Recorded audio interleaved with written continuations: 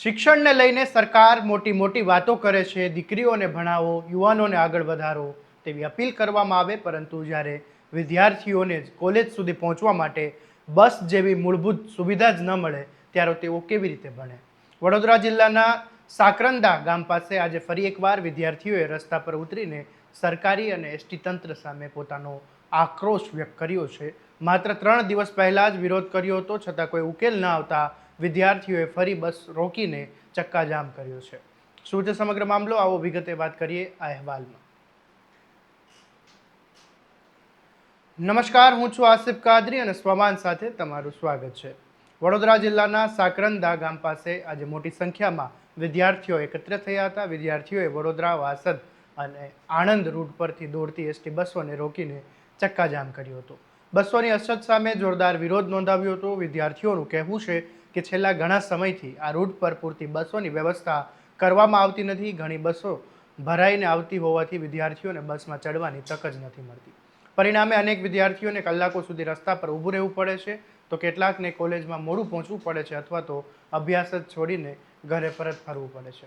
ખાસ વાત એ છે કે આ કોઈ પ્રથમ વિરોધ નથી. માત્ર 3 દિવસ પહેલાં જ વિદ્યાર્થીઓએ આ મુદ્દે ચક્કાજામ કરીને વિરોધ નોંધાવ્યો હતો. તે સમયે તંત્ર તરફથી સમસ્યાનું નિરાકરણ લાવવાની ખાતરી આપવામાં આવી હતી, પરંતુ વિદ્યાર્થીઓએ આરોપ છે કે ખાતરી સિવાય બીજું કંઈ મળ્યું નહીં અને આ સ્થિતિ આજે પણ યથાવત છે. આથી કંટાળીને વિદ્યાર્થીઓએ ફરી રસ્તા પર ઉતરવું પડ્યું અને એસટી બસોને રોકી દીધી હતી, જેના કારણે થોડા સમય માટે વડોદરા, વાસદ, આણંદ માર્ગ પર વાહન વ્યવહાર પણ પ્રભાવિત થયો હતો. ઘટનાની જાણ થતાં નંદેશ્વરી પોલીસનો કાફલો તાત્કાલિક ઘટના સ્થળ પર દોડી આવ્યો. વિદ્યાર્થીઓને સમજાવવાનો પ્રયાસ થયો અને ત્યારબાદ સ્થિતિ ધીમે ધીમે સામાન્ય બનતી ગઈ. અને ત્યારે આ મામલે વિદ્યાર્થીનીએ શું કહ્યું એ સાંભળી લો.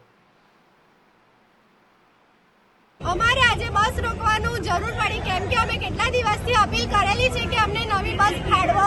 તે છતાં અમને ખોટા આશ્વાસનો આપવામાં આવે છે ને અમારી રજૂઆતનું કંઈ નિરાકરણ આવતું નથી. રોજ બરોજ અમારે શાળાએ પહોંચવામાં લેટ થાય છે, જેના કારણે કેટલાક લેક્ચરો પણ છૂટી જાય છે, તો પણ અમારું કંઈ નિરાકરણ આવતું નથી.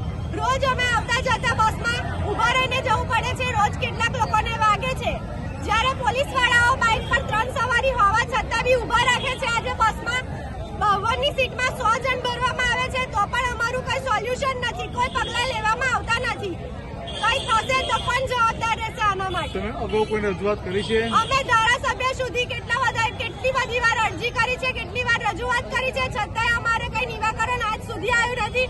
તેના માટે થઈને આજે અમારે મોટું પગલું ભરવું પડ્યું અને આજે અમે એ પગલું ભર્યું છે કે અમે આજે એક બસ વાસદથી જતી કે વડોદરાથી જતી, સાવલીથી જતી એક બી બસ આજે અમે જવા નહીં દઈએ જ્યાં સુધી અમારું નિરાકરણ નહીં આવે, નવી બસ ફાળવવામાં સાકરદાથી નહીં આવે. તકલીફ શું પડશે? મુદ્દાની વાત શું છે?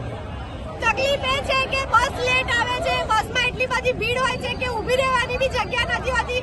ઊભા દરવાજા આગળ જવું પડે છે. રોજ કેટલાને વાગે છે. એક છોકરીનો પગ ફ્રેક્ચર થતા 3 મહિના એને પાટો આવ્યો, તો એનું ભણવાનું કેટલું બગડ્યું. તો હવે કોણ જવાબદાર? આમ તો મોદી સાહેબ કહે છે કે ભણશે ઇન્ડિયા ત્યારે જ આગળ વધશે, તો પછી આવું હશે ત્યારે કઈ રીતે ભણશે, કઈ રીતે ઇન્ડિયા આગળ વધશે, જ્યારે પૂરી સેવા બસ સેવા જ નથી મળતી વિદ્યાર્થીઓને. કેટલાક લોકો તો કોલેજ જ વિચારીને નહીં આવતું કે બસમાં ઊભું રહીને જવું પડશે. હવે આ મુદ્દો રાજકીય સ્તરે પણ પહોંચ્યો છે. સ્થાનિક ધારાસભ્ય કેતન ઈમાનદારે પણ એસટી વિભાગને પત્ર લખીને આ રૂટ પર બસોની સંખ્યા વધારવા અને નિયમિત સેવા શરૂ કરવાની રજૂઆત કરી હોય તે પણ સામે આવ્યું છે. પરંતુ વિદ્યાર્થીઓનું કહેવું છે કે હવે તેમને માત્ર પત્રો, આશ્વાસન નહીં, પરંતુ જમીન પર પરિણામ જોઈએ. જ્યાં સુધી નિયમિત અને પૂરતી બસોની વ્યવસ્થા નહીં થાય ત્યાં સુધી તેઓ પોતાની લડત ચાલુ રાખશે. હવે જોવાનું એ રહેશે કે એસટી નિગમ આ વખતે ખરેખર વધારાની બસો ફાળવે છે કે ફરી એક વખત વિદ્યાર્થીઓને રસ્તા પર ઉતરીને પોતાના હક માટે લડવું પડશે. આ મામલે તમારું શું કહેવું છે અમને કોમેન્ટમાં જરૂરથી જણાવજો. આવા જ દરેક અપડેટ સાથે ફરી મળીશું. ત્યાં સુધી જોતા રહેજો તમારા સ્વમાન.